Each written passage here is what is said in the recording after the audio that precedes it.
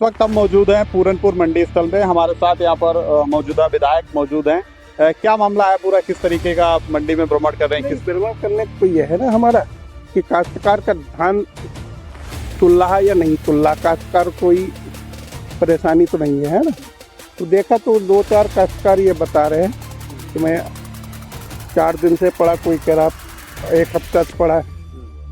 तो यह है कि इसकी व्यवस्था सही हो। तो डिप्टी आरओ साहब भी हैं, एसडीएम साहब भी के साथ। तो अभी ये पता लगा कि एक सेंटर 4 दिन से बंद है, तो उससे अभी बुलाया है, इससे पूछेंगे क्या हो रहा है। कौन सा सेंटर बंद है? शायद 2 नंबर है ना, यूपीएस। उस सेंटर की खरीद कहाँ चल रही है? अब ये तो मैं आया हूँ ना, मुझे पता नहीं। अभी ये बुलवा के उससे पूछते हैं खरीद क्यों नहीं की। अच्छा, नहीं की है, फिर उस पर कार्रवाई। बाकी क्या और व्यवस्थाओं पे आपने जायजा लिया? नहीं, जायजा तो ये लिया कि मैंने पहले भीड़ थी ज़्यादा, तो छोटे छोटे जो काश्तकार हैं 20 क्विंटल के, उनको वरीयता क्रम में, ये पहले भी मैं आया था जो निर्देश दिया था, आज भी। तो ज़्यादातर मुझे लगे नहीं छोटे वाले काश्तकार, उनको वरीयता क्रम सहित रिलीफ मिली है। और कहीं पे जो ढेर दिख रहे हैं या तो ये तुले हुए हैं या फिर इनका कोई पता ही नहीं लग रहा जिससे मैं बात करूँ। लेकिन मैं चाह रहा अभी डिप्टी आरओ साहब या एसडीएम साहब से इस व्यवस्था को सही, कहीं पर किसी परेशानी आती तो काश्तकार से मैंने कई बार पूछने का प्रयास भी किया।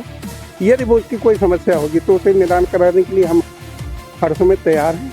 और मेरा ये भी है कि काश्तकार किसी प्रकार की कोई असुविधा ना हो, उसका वरीयता क्रम में जो शासन की मंशा है उस मंशा के अनुसार यहाँ खरीद हो और कोई काश्तकार किसी प्रकार से वंचित ना रहे। आज जिस मंशा से आप आए हैं, क्या वो मंशा पूरी हो पा रही है? नहीं, ऐसा है, आज आया हूँ तो मैं देख रहा हूँ कि जितने मुझे काश्तकार मिले वो ज़्यादातर ये मिले कि मेरा धान खुल रहा है ना। और जो अभी 2-1 मिले ये कहीं कहाँ गए वही, तो इनने बताया कि हमारा धान परेशान है बहुत दिन से, तो इनके लिए वो 2 नंबर के उसको इंचार्ज को बुलाया गया। तो ये पता लगे जितने लोग मिले हैं जिनकी समस्या मैंने सुनी है, उस समस्या में जैसे 1-2 निकल के आए हैं, तो इन्होंने बताया। तो इन पर तुरंत मैंने देखा, अभी बताया डिप्टी आरओ साहब के एसडीएम साहब, तो अभी बुलाया है उसको। तो मैं चाहता भी हूँ कि इस पर यदि इनने किसी प्रकार से कोई भी अनियमितता की है तो इन पर दंड भी, यानी इन पर FIR भी दर्ज कराने के लिए मैं कहूँगा, उन पर कार्रवाई कराऊँगा।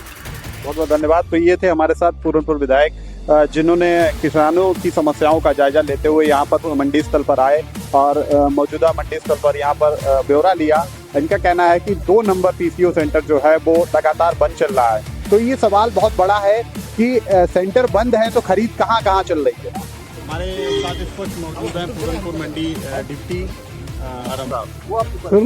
सुरमुख सिंह जी, क्या परेशानी है, क्या दिक्कत हो रही है? धान तोड़ ही नहीं, जब हमने तोड़ने को कहा था सैंपल भर के दे दिया, उस दिन सैंपल नहीं दिया। किस सेंटर पे आए? हम ये PSF वगैरह 2 नंबर 2। अच्छा, तो कब का धान पड़ा हुआ है? ये 6 तारीख का पड़ा। 6 तारीख का। हाँ। अच्छा, और 3-4 दिन टोकन ही नहीं दिया। अच्छा, टोकन दिया तो वो बीच में जगह खाली रखी पन्ने, हमने कहा जेब क्यों खाली है। हाँ। फिर उनमें अपने रिकॉर्ड भरे हुए। ये मंजीत सिंह का धान इनकी लेबर फैलाती थी खुद, तो पंखा लगा यहाँ लगा रही थी।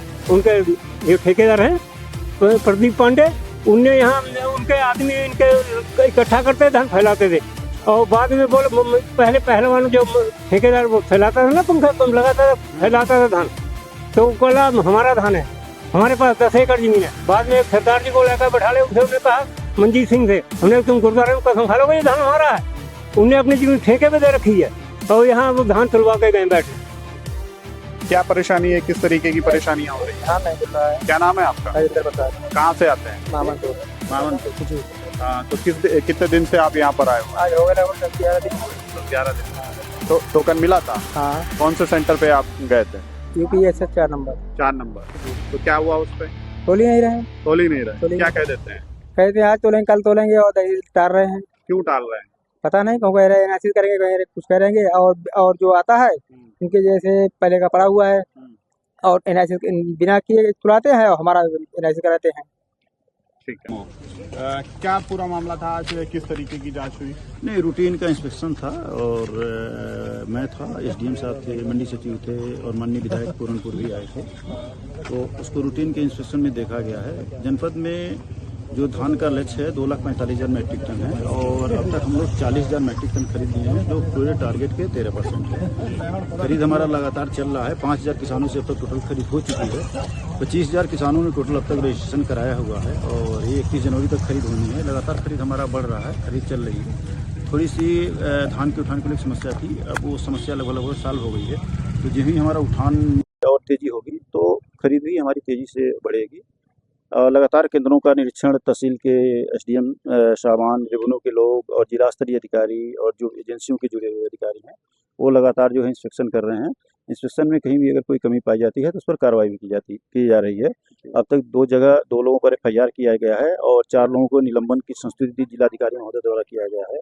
4 लोगों को एडवर्स एंट्री दी गई है और 51 लोगों का वेतन आहरण 1 दिन का अवरुद्ध किया गया है। तो लगातार हम लोग निरीक्षण कर रहे हैं, इसमें जहाँ भी कोई कमी आ रही है या किसानों से जो फीडबैक मिल रहा है तो उसका हम लोग समाधान कर रहे हैं।